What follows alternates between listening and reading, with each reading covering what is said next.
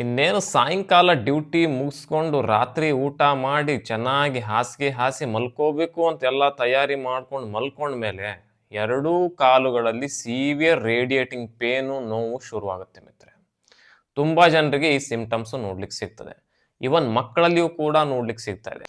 ದೊಡ್ಡವರಲ್ಲಿ ಆಗ್ತಾ ಇತ್ತು ಅಂದ್ರೆ ಹಲವಾರು ಕಾರಣಗಳಿರ್ತವೆ. ಲ್ಯಾಕ್ ಆಫ್ ಬ್ಲಡ್ ಸರ್ಕ್ಯುಲೇಷನ್, ಕಾಲುಗಳಲ್ಲಿ ರಕ್ತ ಸಂಚಾರದ ಅಭಾವ ಆಗ್ತಾ ಇತ್ತು ಅಂದ್ರೆ ಖಂಡಿತವಾಗೂ ರಾತ್ರಿ ಮಲಗಿದ ಕೂಡ್ಲೇನೆ ಸ್ಟಾರ್ಟ್ ಆಗುತ್ತೆ. ನರ ದೌರ್ಬಲ್ಯ, gastritis, over standing jobs like ಕಂಡಕ್ಟರ್ಗಳು, ಡಯಾಬಿಟಿಸ್, ವೆರಿಕೋಸ್ ವೇನ್ಸ್, ಒಬೆಸಿಟಿ, ತೂಕ ಹೆಚ್ಚಿದ್ರೆ, ಹೆವಿ ಆಲ್ಕೋಹಾಲ್ ಕನ್ಸಂಪ್ಷನ್ ಆಗ್ತಾ ಇತ್ತು ಅಂದ್ರೆ, ಮತ್ತು ಕೆಲವು ಪೌಷ್ಟಿಕ ತತ್ವಗಳಲ್ಲಿ ವಿಶೇಷವಾಗಿ ವಿಟಮಿನ್ ಡಿ, ಬಿ12, ಹಿಮೋಗ್ಲೋಬಿನ್ ಮತ್ತು ಮ್ಯಾಗ್ನೀಸಿಯಮ್, ಐರನ್ ಕಂಟೆಂಟು ದೇಹದಲ್ಲಿ ಡೆಫಿಷಿಯನ್ಸಿ ಆಗ್ತಾ ಇದ್ರು ಕೂಡ ಸೇಮ್ ಲಕ್ಷಣಗಳು ನೋಡ್ಲಿಕ್ಕೆ ಸಿಗ್ತದೆ.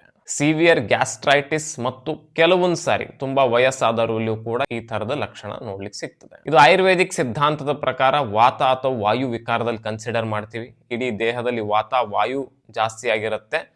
ಆಗ ದೇಹದಲ್ಲಿನ circulations, not only blood circulation, ಯಾವುದೇ ಕಿಣ್ವವಾಗಿರ್ಬೋದು, ರಕ್ತ ಆಗಿರ್ಬೋದು, ಹಾರ್ಮೋನ್ಸ್ ಆಗಿರ್ಬೋದು, ಯಾವುದೇ ಒಂದು ಲಿಕ್ವಿಡ್ ಐಟಮ್ ಏನಿದೆ ಈಸಿಯಾಗಿ ಫ್ಲೋ ಆಗ್ಲಿಕ್ಕೆ ಬಿಡೋದಿಲ್ಲ ಅದು. ಸೊ ಅದೇ ಕಾರಣಕ್ಕೆ ಅಲ್ಲಿ ಡೆಫಿಷಿಯನ್ಸಿಯಿಂದ ಕೆಲವು ಸಾರಿ ಸಿವಿಯರ್ ರೇಡಿಯೇಟಿಂಗ್ ಪೇನ್, ಇದಕ್ಕೆ ರೆಸ್ಟ್ಲೆಸ್ ಲೆಗ್ ಸಿಂಡ್ರೋಮ್ ಅಂತಾರೆ ಮಿತ್ರೆ. ಸೊ ಖಂಡಿತವಾಗೂ ನಿಮಗೂ ಈ ಸಮಸ್ಯೆ ಇತ್ತು ಅಂದರೆ ಕೆಳಗಡೆ ಕೊಟ್ಟಿರೋಂಥ ವಾಟ್ಸಪ್ ನಂಬರ್ಗೆ ಅಪಾಯಿಂಟ್ಮೆಂಟ್ ಬುಕ್ ಮಾಡಿಕೊಂಡು ಚರ್ಚೆ ಮಾಡಿ ಯಾವ ಕಾರಣಕ್ಕೆ ಆಗಿದೆ ಅಂತ ತಿಳ್ಕೊಂಡ್ಬಿಟ್ಟು ನಂತರ ಚಿಕಿತ್ಸೆ ತೆಗೆದುಕೊಳ್ಬಹುದು.